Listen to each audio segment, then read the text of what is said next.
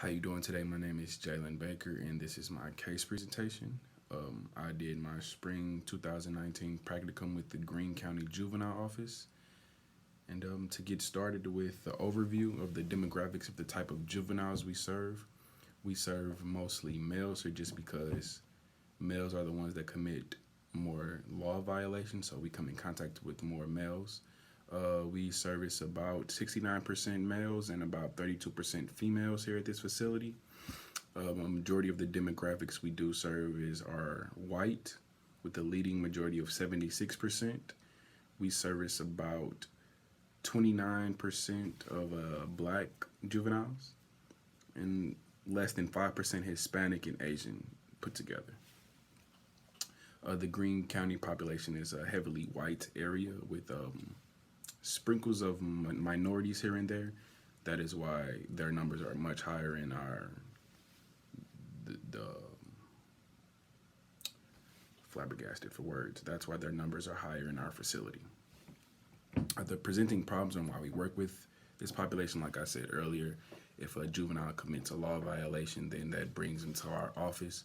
Or if a juvenile is very unruly and their parent decides that they need extra help, they can call our office, and our office will extend resources to the parent that they feel like they need at the time.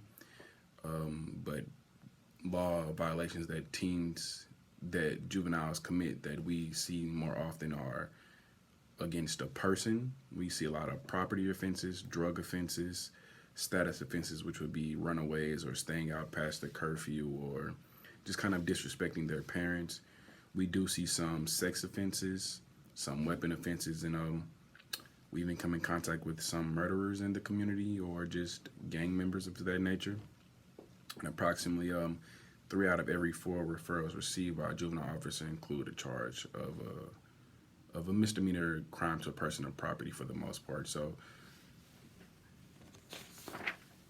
the services that we provide here in detention, we have therapy groups, music therapy, we have art groups.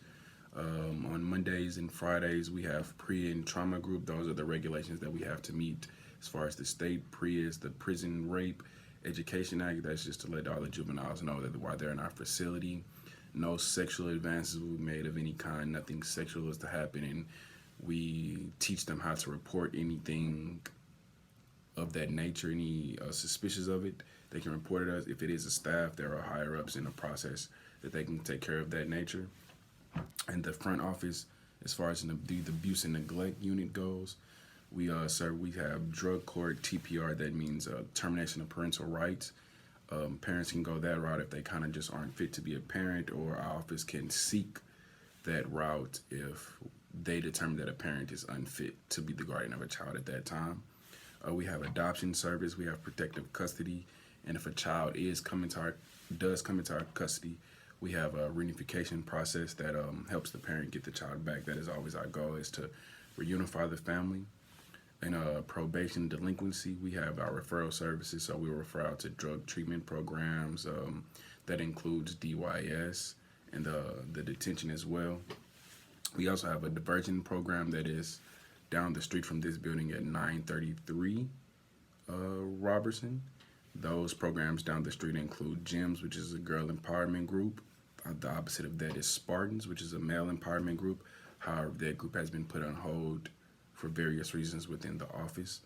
We offer anger management, homework assistant programs, music therapy as well, moral recognition therapy. That's the MRT, so that's just to help the juvenile get acquainted with their environment and kind of a peer-led group that teaches them some leadership skills. We have individual and family counseling, because oftentimes here we see that the teen comes into our service, gets the help that they need, but they return to the same environment that was brought in, meeting the family.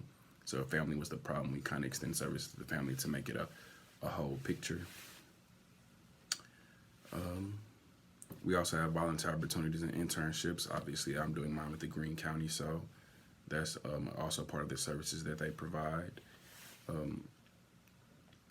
Well, we are the Juvenile Justice Center, so we practice environmental, economic, and social justice on a daily basis. It's our job to be the forefront of that in the community. So if we don't uphold that standard, how can we expect our juveniles to?